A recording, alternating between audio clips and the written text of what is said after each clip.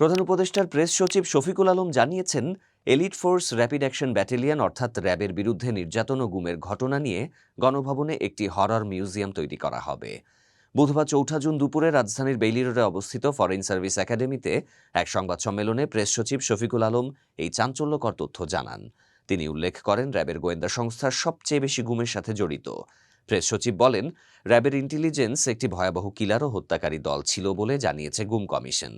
তিনি আরও গুরুতর অভিযোগ এনেছেন যে র্যাবের সদস্যরা নাকি পদোন্নতি এবং ভালো পোস্টিং পাওয়ার জন্য গুম ও খুনের মতো অপরাধে জড়িয়ে পড়ত। শফিকুল আলম জানান, গুমের ভয়াবহতা নিয়ে জাদুঘর নির্মাণের নির্দেশ দিয়েছেন প্রধান উপদেষ্টা। গুম কমিশনের কথা শুনে অধ্যাপক মোহাম্মদ ইউনুস নাকি মন্তব্য করেছেন যে এ বিষয়ে একটি হরর মিউজিয়াম হওয়া উচিত।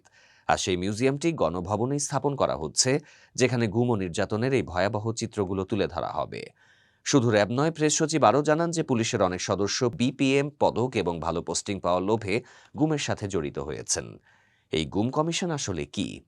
এটি একটি নতুন কমিশন যা প্রধান উপদেষ্টা অধ্যাপক মোহাম্মদ ইউনুসের নেতৃত্বে গঠিত হয়েছে। এর মূল কাজ হল বাংলাদেশে বিগত বছরগুলোতে ঘটে যাওয়া গুমের ঘটনাগুলো তদন্ত করা এবং এর পেছনের সত্য উন্মোচন করা।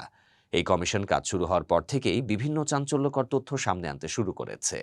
প্রেস সচিব আরও জানিয়েছেন, আগামীকাল বৃহস্পতিবার থেকে গুম কমিশনের প্রতিবেদন প্রকাশ শুরু হবে, যা ধারাবাহিকভাবে চলবে। এই প্রতিবেদনগুলো প্রকাশ পেলে গুমের ঘটনায় জড়িত আরও অনেক তথ্য এবং ব্যক্তির নাম সামনে আসার সম্ভাবনা রয়েছে।